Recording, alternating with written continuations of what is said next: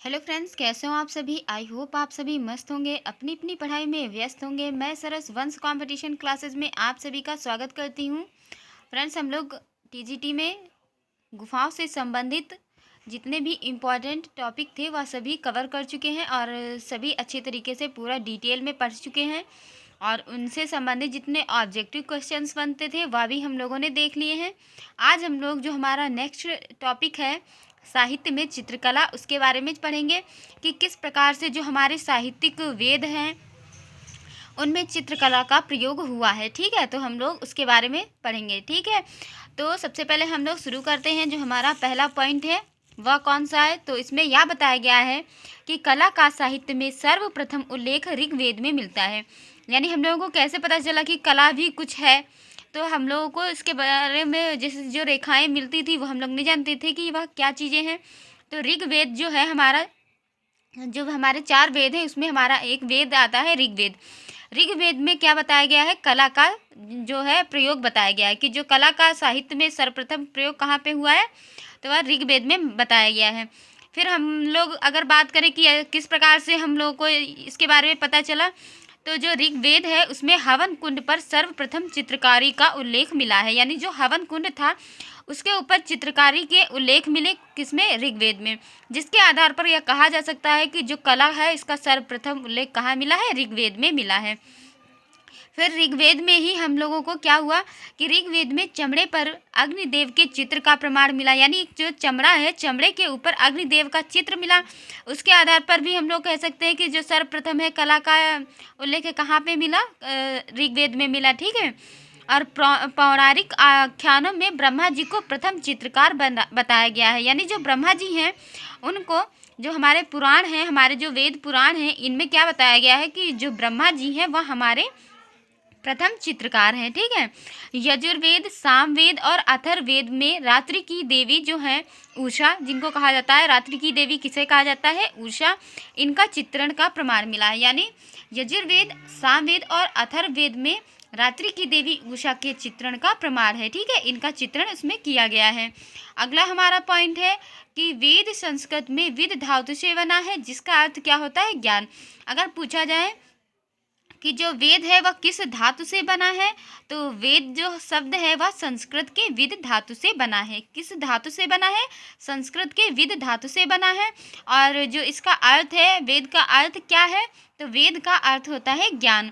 फिर अगला है पॉइंट कि वेदों के संकलनकर्ता कौन है, तो जो वेदों के संकलनकर्ता है वह महर्षि कृष्ण द्वैपायन है, जिन्हें वेद व्यास भी कहा जाता है। ठीक है, वेद व्यास भी कहा जाता है, किसे, महर्षि कृष्ण द्वैपायन जी को। और इन्होंने क्या किया है, इन्होंने वेदों की रचना की है। ठीक है, तो अब हमारा पहला ग्रंथ आता है चित्र लक्षण। कौन सा ग्रंथ आता है, चित्र लक्षण।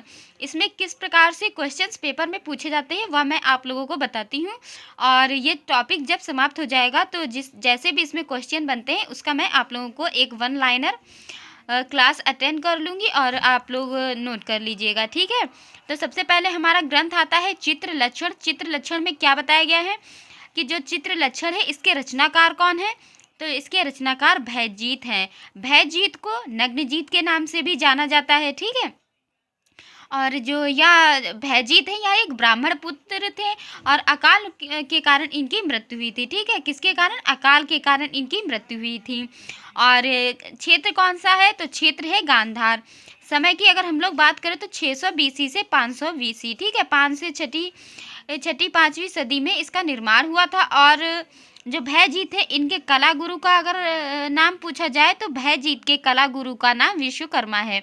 और अगर विश्वकर्मा के कला गुरु का नाम पूछा जाए तो विश्वकर्मा के कला गुरु का नाम नारायण मुनि है। ठीक है, अगला है महाकाव्य कालीन चित्रकला। तो जो हमारे महाकाव्य हैं जैसे रामायण है, महाभारत है, या क्या है, या हमारे महाकाव्य हैं। तो सबसे पहले हम लोग बात करते हैं रामायण के बारे में। तो रामायण जो है हमारा महाकाव्य है और इसे आदि काव्य भी कहा जाता है। रामायण के रचनाकार के बारे में अगर बात करें तो महर्षि वाल्मीकि, जिन्हें आदि कवि कहा जाता है। वह रामायण के रचनाकार हैं। देखिए, रामचरितमानस के अगर रचनाकार पूछा जाए तो तुलसीदास, और रामायण के रचनाकार पूछा जाए तो महर्षि वाल्मीकि हैं। ठीक है, इन्हें क्या कहा जाता है? आदि कवि कहा जाता है। और किस समय में इसे लिपिबद्ध किया था? तो 5वीं से 6ठी सदी के मध्य में इसे लिपिबद्ध किया गया था। किसे? रामायण को। रामायण को कब लिपिबद्ध किया गया था? 5वीं से 6ठी सदी के मध्य में। ठीक है, और अगर इसमें श्लोक के बारे में बात करें तो इसमें 24,000 श्लोक हैं। ठीक है, कितने श्लोक हैं? 24,000। जिस कारण से जो रामायण है इसको चतुर्विंशति सहस्त्र संहिता के नाम से भी जाना जाता है। पेपर में पूछा जाता है कि चतुर्विंशति सहस्त्र संहिता किस ग्रंथ को कहा जाता है, किस महाकाव्य को कहा जाता है? तो रामायण महाकाव्य को कहा जाता है।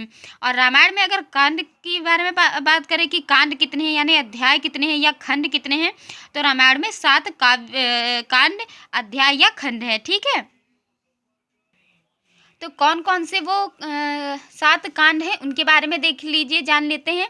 तो पहला कांड है बाल कांड, फिर है अयोध्या कांड, फिर है अरण्य कांड, चौथा है किष्किंधा कांड, 5वां है सुंदर कांड, 6ठा है लंका कांड, और 7वां है युद्ध कांड। युद्ध कांड को उत्तरकांड भी कहते हैं। इसमें ये मैंने क्रम वाइज लगाए हुए हैं, और इसी तरीके से कभी कभी पूछे जाते हैं कि चौथा कांड कौन सा है या 5वां कांड कौन सा है।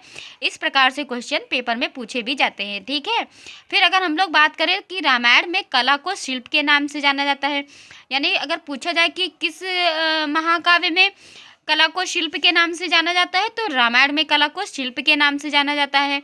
या इस प्रकार से पूछा जाए कि रामायण में कला को किस नाम से जाना जाता है, तो रामायण में कला को शिल्प के नाम से जाना जाता है। ठीक है, फिर अगला पॉइंट है कि शिल्पकार जो है मैं क्या है? मैं एक शिल्पकार है। इन्होंने क्या किया था? सीता जी की स्वर्ण प्रतिमा बनाई थी। ठीक है, क्वेश्चन अगर आए कि सीता जी की स्वर्ण प्रतिमा जो है वह किसने बनाई थी, तो शिल्पकार मैंने बनाई थी। ठीक है, अगला पॉइंट है कि विद्याजीत जो है, विद्याजीत ने राम जी का कटा हुआ सिर और धनुष बाण बनाया था। क्या बनाया था? कटा हुआ सिर और धनुष बाण बनाया था। किसने? विद्याजीत ने। हनुमान जी ने लंका में रावण की चित्रशाला देखी, जिसका उल्लेख मिलता है। यानी जो हनुमान जी हैं इन्होंने लंका में जो रावण की चित्रशाला देखी थी, इसका भी उल्लेख इसमें मिलता है। स्त्रियों के जो कपोल हैं यानी होंठ हैं, तथा हाथी के मस्तक पर चित्रकारी के भी उल्लेख मिला है। ठीक है, और इसमें क्या क्या हुआ? इसमें गायन, वादन, चित्र, नृत्य आदि का भी उल्लेख मिलता है। किसमें? रामायण में। ठीक है, तो जो आज का हमारा पहला महाकाव्य है रामायण, इससे जितने भी इम्पोर्टेंट पॉइंट थे वह सभी मैंने आपके सामने रखे हैं। और इसके बाद हम लोग महाकाव्य जो हमारा दूसरा है महाभारत, इसके बारे में पढ़ेंगे। ठीक है, तो आज का क्लास इतना ही रहेगा। Thank you friends.